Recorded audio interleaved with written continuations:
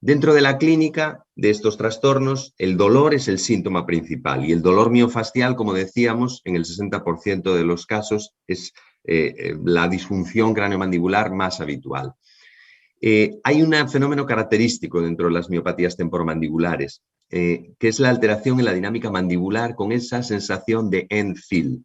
Esta sensación hace referencia a que cuando nosotros le mandamos a abrir la boca a estos pacientes, abren la boca hasta un punto en que empiezan a notar dolor. Pero nosotros, si manipulamos esa apertura, conseguimos vencer una resistencia elástica a la que se denomina end-feel, que es característica de este tipo de trastornos. Además del dolor y de esa limitación de la movilidad mandibular, pueden aparecer otro tipo de sintomatologías, como cervicalgias, cefaleas, sensación de entumecimiento muscular, que es bastante habitual, hormigueos, mareos, a veces odontalgias no odontogénicas, otalgias no otogénicas, etc. Estos pacientes, por supuesto, una de las terapias que reciben es la terapia farmacológica, terapia fundamentalmente encaminada a tratar el dolor que muchas veces presentan, dolor que se trata con antiinflamatorios no esteroideos, opiáceos o corticoides. Suelen recibir también muchas veces relajantes musculares y tratamiento ansiolítico y antidepresivo. ¿Por qué? Porque estos trastornos muchas veces se asocian con fenómenos de ansiedad, de estrés e incluso estos pacientes a veces ven muy afectada su vida diaria y eso les hace caer en estados depresivos. Por eso suelen recibir este tipo de medicaciones. Y luego suelen recibir en ocasiones inyecciones musculares, intramusculares de Botox. Nosotros, por supuesto, defendemos que el tratamiento de estos pacientes tiene que ser por parte de un equipo multidisciplinar, en el que se integren diversos profesionales, entre los que recogemos al odontólogo, al fisioterapeuta y al psicólogo. El odontólogo, fundamentalmente, colaborando en la elaboración de las férulas miorrelajantes o de descargas e incluso en la aplicación de la tecarterapia, como veremos luego. El fisioterapeuta en la aplicación de la terapia física y el psicólogo a través de la terapia cognitivo-conductual, con técnicas como el biofeedback o la sobrecorrección de hábitos. Algo que es importante desde el punto de vista de que, como decíamos antes, suelen ser trastornos muy relacionados con ansiedad, estrés o malos hábitos. Dentro de las terapias físicas que se aplican para el tratamiento de estos desórdenes hay multitud de ellas, pero hoy nosotros en esta ponencia nos vamos a centrar en la tecarterapia.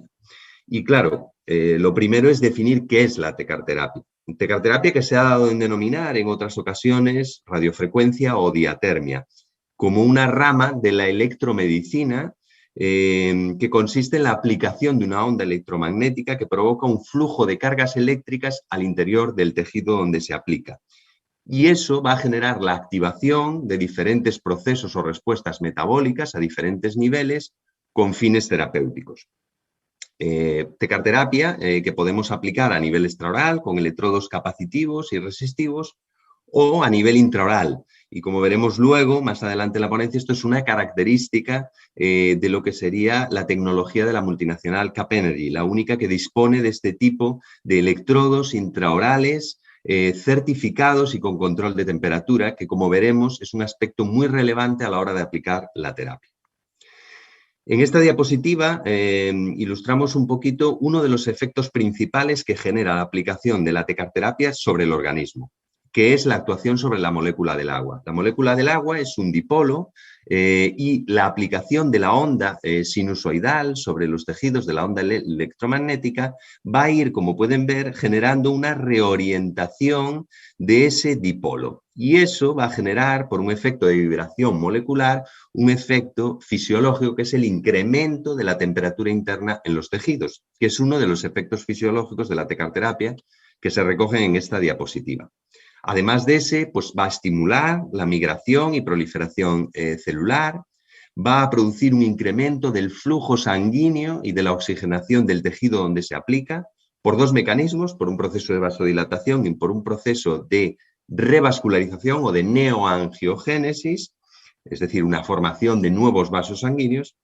Va a incrementar los mecanismos de nutrición y detoxificación tisular, va a activar el metabolismo de los fibroblastos y esto va a conducir, a su vez, a una generación, o un incremento en la generación de colágenos de tipo 1 y 3, que es un aspecto, veremos, importante a lo largo de la ponencia.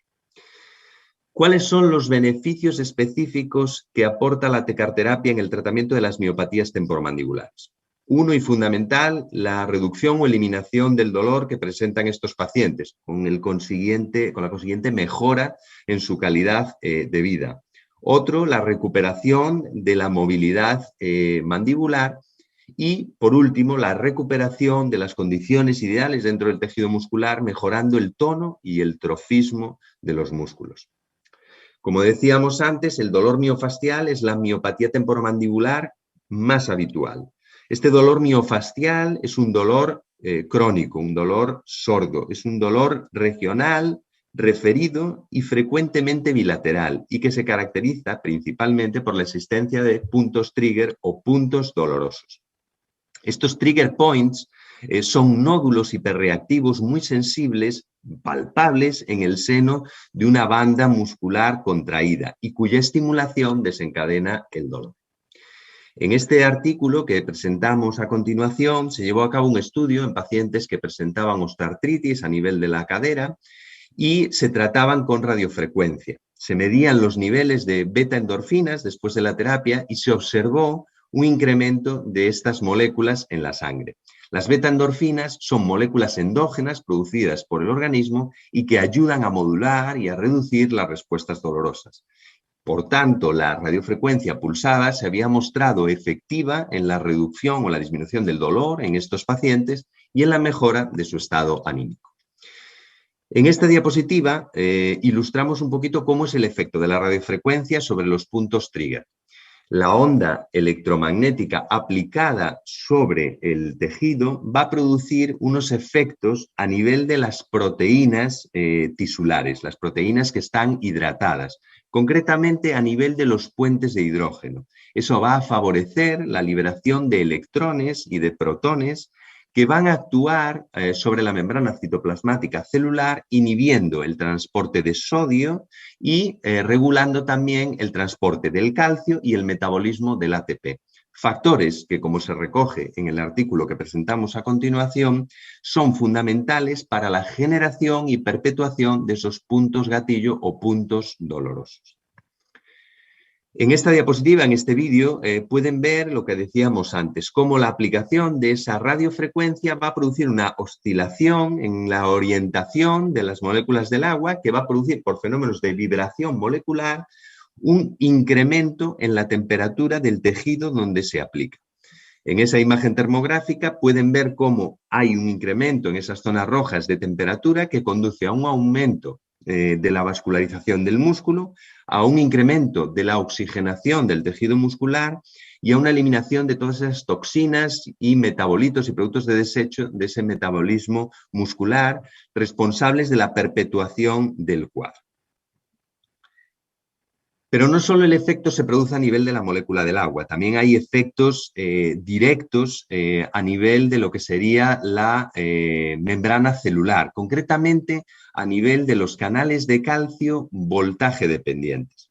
Estos canales regulan el paso de calcio a través de la membrana citoplasmática de las células y al abrirlos por la aplicación de la onda electromagnética aplicada con la tecarterapia, se va a producir una entrada de calcio intracelular. Este calcio intracelular actúa como un importante señalizador químico que va a activar el metabolismo de la prostaglandina E2. Y esto va a activar, a su vez, una reacción en cascada que va a conducir a dos fenómenos. Por un lado, la activación y la expresión de los factores de crecimiento fibroblásticos que van a conducir a la formación de nuevos fibroblastos y, por tanto, a la generación de más ácido hialurónico, elastina y colágeno de tipo 1 y 3, y por otro lado va a producir una activación de los factores de crecimiento del endotelio vascular que va a contribuir a una neoangiogénesis, contribuyendo a recuperar de esta manera y a regenerar todo el tejido muscular.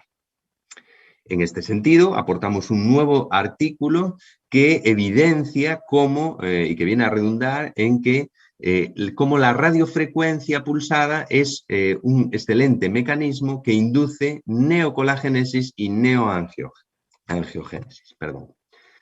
Pasamos ahora ya al ámbito de las artropatías temporomandibulares, es decir, aquellas disfunciones craneomandibulares que afectan propiamente a la articulación temporomandibular. Como